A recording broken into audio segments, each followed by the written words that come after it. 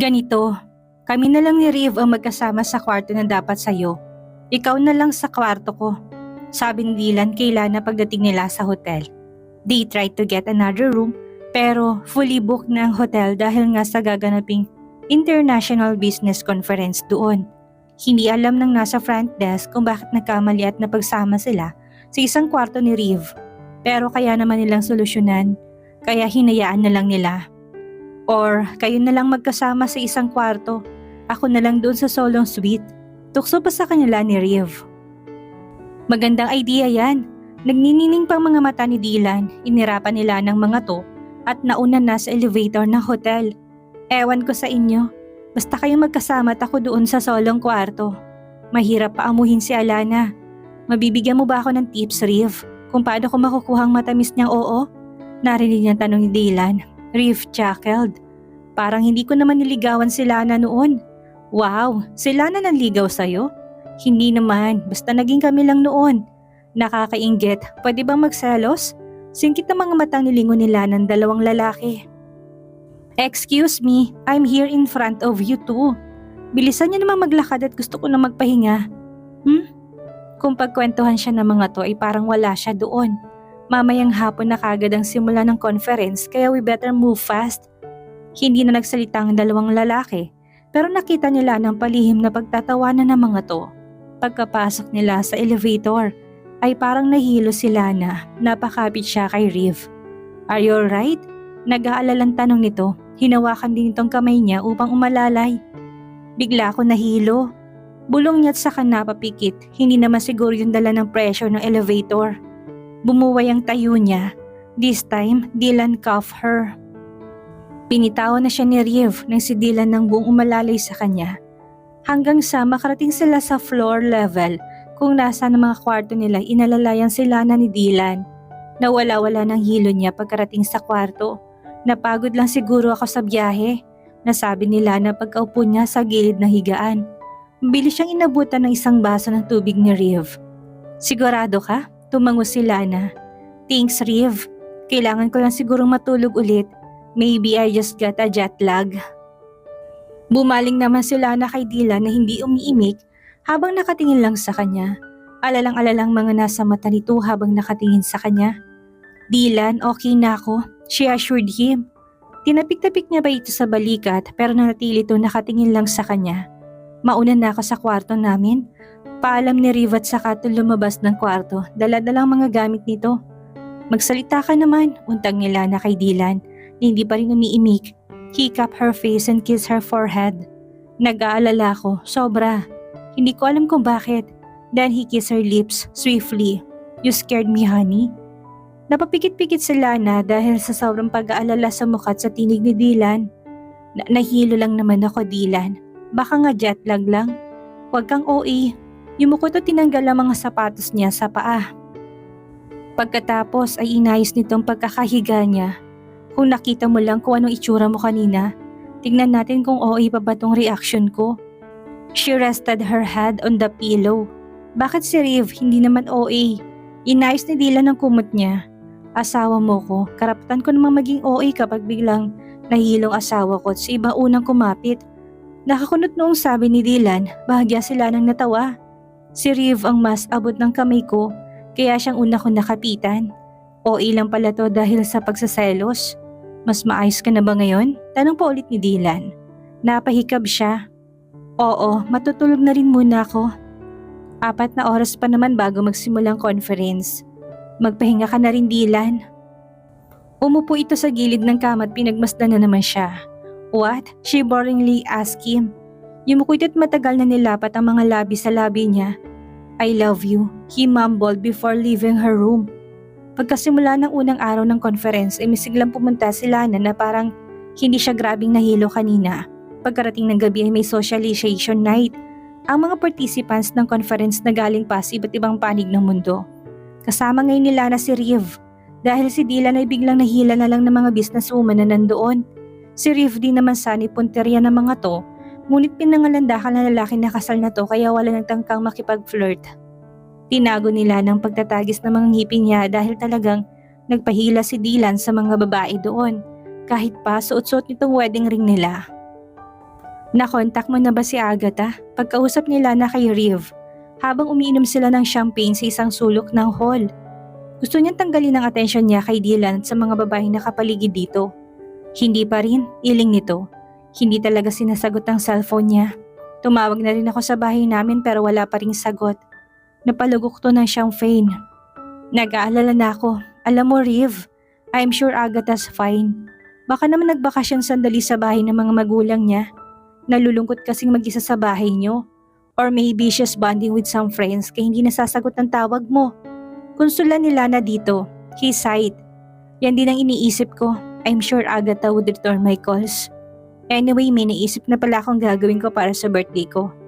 Ano, a surprise wedding for my wife. I would like to say my vows again to her. Nakangiting sagot nito sa akin na itong plano nito. Matamang nakikinig si Lana at bigla siyang nakaramdam ng excitement para sa mag-asawa. Hindi niya alam pero imbis na parang magselos talagang nasabik siya na matulungan si Riv. Mukhang masanda na siya ngayon na makamove on ng totoo. Nang lumalim ng gabi ay nagpaalam na si Lana sa mga nakasalamuhang businesswoman doon. Palabas na si Lana ng hall nang makita niya si Dylan. At may babaeng todong kapit sa braso nito. Mukhang taga-ibang bansang babae dahil hindi niya maintindihan ang sinasambit nitong lengguwahe. Pero si Dylan nakikinig dito at sumagot din sa ganang lengguwahe. Napasimangot siya at nilapitan ng mga to.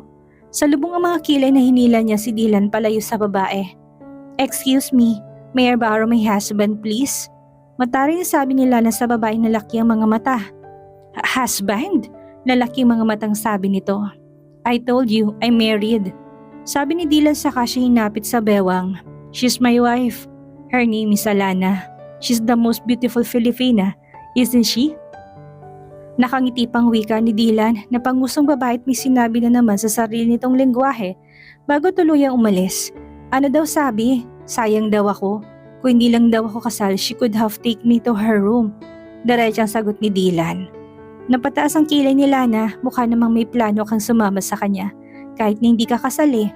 Nope, isang kwarto lang naman ang gusto kong pasukin ngayong gabi. Pilyo sabi ni Dylan habang makahulugan ng tingin sa kanya. Lumayo siya rito at naglakad na paalis. Matutulog na ako, sinundan siya nito. Babalik na rin ako sa kwarto ko.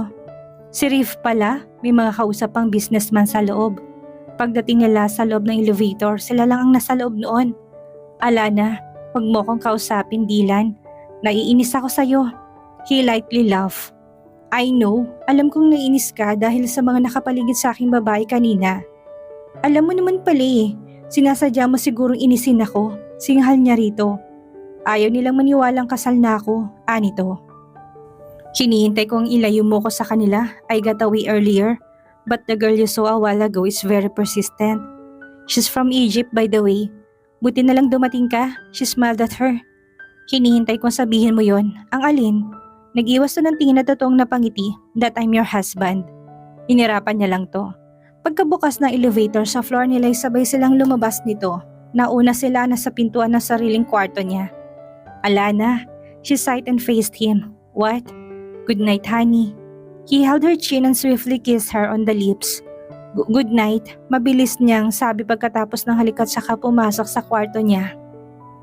Nilak niya ang pinto at saka siya napasandal doon. Sobrang bilis ng tibok ng puso niya at hindi niya mapigilan yon. After breakfast, the second day of the business conference started. Mas interesante na mga diskusyon ng araw na yon, kaya naman lahat ibong atensyon sa mga speech at topics. Pagkarating ng hapon, napansin ni Lana na may panayang pagpindot ni Riv sa cellphone nito, natapos ang buong araw at kita pa rin ni Lana ang pagka-disturb ng dating nobyo. Hindi pa rin ba tumatawag sa'yo si Agatha? Umiling to. Pinadalhan ko na rin siya ng message kaninang umaga. Nagagawa ko pang makapag-focus sa mga topic. Pero kaninang hapon distracted na ako. Nag-aalala na talaga ako kay Agatha. Tinawagan ko ng mga pinsan naman kanina. Sabi naman nila maayos lang si Agatha. Ani Dylan. Hindi kaya nasira lang phone niya? Napahilot si Riv sa sentido nito. Maybe I should go home. Hindi mo natatapusin ang conference? Umiling to. Hindi na, it's my first time to get distracted like this. Nag-aalala na ako sa asawa ko. I can't go on with the conference if all I think about is her. Sige, ako na lang din bahalang kumausap sa mga kakasabotin natin na sorpresa mo. Riv look a little bit relieved. Salamat Lana, asahan ko yan. Kaya naman kinagabihan nagpaalam na si Riv at swerteng nakakuha to ng flight ng madaling araw. On the last day of the conference, maagang natapos ang event, kaya naman may oras pa sila at Dylan upang ikutin ang Hong Kong City. Bago ang flight nila bukas ng umaga, buong hapon silang nag-ikot kasama pang ibang participants ng business conference na yon. Sa labas na rin silang sabay-sabay na naghapunan. Gabi na't pagod na pagod sila na nang makabalik sila sa hotel. Kahit pa parang gusto niya na magpahinga, inayos niya na ang mga malata at mga pasalubong iuwi niya bukas ng umaga. Dahil siguro sa pagpipilit niya sa sarili na hilo na naman siya, hindi sinasadyang nahulog ang lampshade mula sa night table na topping niya yon. Nakalikha yun ng ingay ngunit hindi naman yun nabasag. Napaupo siya sa sahig at maring pinikit ang mga mata. Ala na honey, dinig niya sa boses ni Dylan, naramdaman niya pagangat niya sa sahig at ang paglipat niya sa ibabaw ng kama. Sandali siyang iniwanan nito at pagkabalik ay may dalang isang basong tubig. Mabilis siyang uminom doon at saka humiga. After a few minutes nawala ng hilo ni Lana na parang pumutok na bula. Pagmulat ng mga mata niya nakita niya si Dylan na alalang-alala nakatunghay sa kanya. Pangalawang beses mo nang nahilo ng ganyan. Nito sa seryosong tinig. Don't say I'm overacting but you really look so helpless a while ago. Nabigla lang ang katawan ko. Tuloy-tuloy kasi akong kumikilos mula pa kaninang umaga. Bumangon na siya at sinandal na likod sa headboard ng kama. Thank you Dylan. Ayos ka na ba talaga? Wala ka nang nararamdamang pagkahilo ulit? Wala na, sabi ko sa'yo nabigla lang ang katawan ko. Humugot si Lana ng malalim na hininga. Sige na Dylan, bumalik ka na sa kwarto mo. Alam kong gusto mo na ring magpahinga. Nakatitig to ng matagal sa kanya bago to tumangot umalis ng kwarto niya. Siya naman nilak ang pinto tinapos ng ginagawa. Inayos niya na tumbang lampshade at pagkuway, nag-wash up na siya upang makapagpahinga na rin. Maaga pang flight nila ni Dylan bukas pauwi ng Pilipinas. She wore a thin violet lingerie after taking a bath. Hinintay niya na munang matuyo yung buhok niya kaya nanood na muna siya ng international news. Sa TV after an hour napahikab na siya at napagdesisyon ng matulog na. Pahiga na sana sila na makarinig siya ng sunod-sunod na pagkatok sa pinto. Napakunot noo siya at lumapit doon. Sumilip muna siya sa peephole at nakita niya si Dylan na naka-black sand at gray shorts na may dala-dala puting unan. Binuksan niya pinto ngunit sapat lang para ilabas ang kanyang ulo. Bakit ka kumakatok? Gabing-gabi na. Diyan na lang ako matutulog Alana. Parang hindi ito mapakalihab ang palingalinga.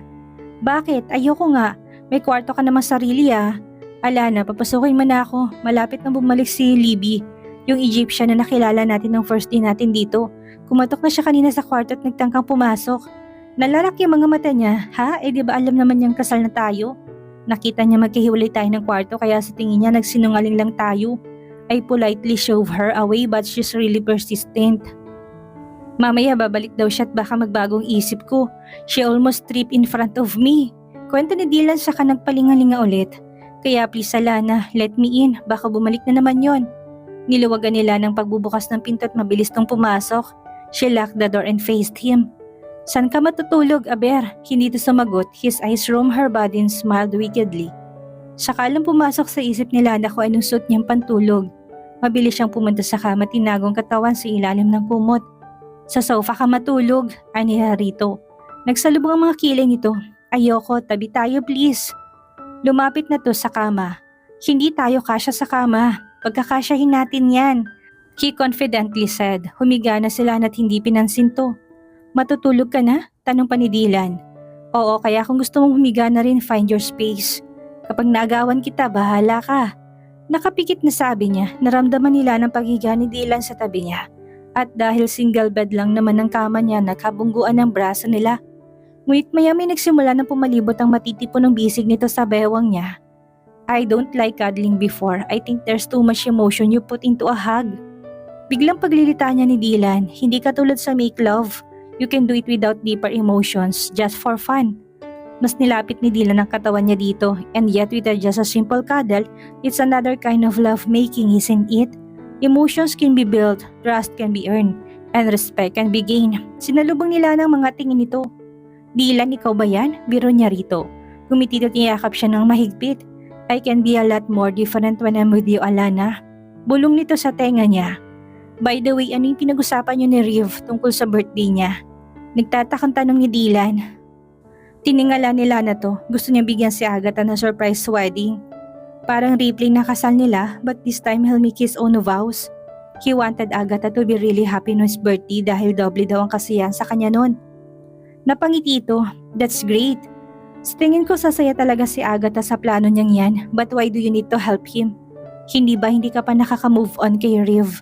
Huminga si Lana ng malalim bago sumagot. Sa palagay ko kasi sa gagawin kong pagtulong mas marirealize ko kung gaano kamahal si Riv. Si Agatha at kung paano sila really meant for each other. Na dapat tuloy-tuloy lang saya ko para sa kanila na walang lihim na pagsasalos. I believe that helping Riv is already step for me to finally and really move on. Inaplos na dila ang mukha niya sinalubong ang mga tingin niya. I'm happy to know that. If you'll help then I'll help too. Napakurap sila na, really? Katulad na sabi ko sa'yo, tutulungan kita makapag-move on. And I'm very proud to know that. You're willing to help yourself too. Nasuyo sabi ni Dylan. Dapat matagal ko na itong ginawa eh. Hindi ko alam sa sarili ko kung bakit ang tagal-tagal. Bago pa ako nakapag-desisyon talaga. Pero alam nila ng rason kung bakit niya napag-desisyon ng mag-move on ngayon. Moving on the most laziest thing to do. Lalo ka ayaw mo talagang bumitaw sa mga alaala ng kahapon. Katulad ng pagising sa umaga, tamad na tamad tayong bumangon sa kama dahil ayaw nating umalis sa sarap at mahimbing ng pagtulog. Pero kapag hinarap natin ang buong araw pagkatapos bumangon sa kama, saka naman natin makikita mas magandang bagay na naghihintay sa atin. Waking up every day is blessing, don't you think? Dahil araw-araw mag-move on tayo, sa tuwing pagising natin iyakap natin ang mga posibilidad sa bagong araw na naghihintay sa atin. At handa tayong palitan ng mga kahapon na mas magaganda at masasayang alaala. Sa sinabi nitong yun ay lalo siyang may naramdamang paghaplos sa kanyang puso. Now Lana sure of one thing. Pinsan ka talaga ni Agatha, no? Tukso ni Lana dito. Dahil kay Agatha ay mas sanay siya na nakakarinig ng mga ganong salita. He chuckled. Ampun pa ako ng lagay na yun. Natawa rin siya at saka sinisik ang mukha sa hubad nitong dibdib at pinikit ng mga mata. Mahigpit ngunit maingat na pagyakap ni Dylan sa kanya. Kinuha nitong comforter at kinumot sa kanila. Naramdaman niyang paglanghap nito na amoy ng kanyang buhok pagkatapos. You help me move on, right? Aniya rito. Oo naman, tutulungan katang bumangon sa kama. Tapos lilipat kita sa kama ko. Dylan, nagkatawanan sila at maya-maya pa sabay na silang nakatulog. On Lana's mind, she's sure of one thing. Kaya inis na inis siya na walang paalam na umalis to kaya hindi niya magawang i-entertain si Eugene. Kaya gusto niya tulungan si Riv para surprise dito sa asawa. Kaya gusto niya mag-move on na ngayon dahil she can't ignore her crazy beating heart and she can't deny when she clearly saw how Dylan's true charm unveiled right in front of her.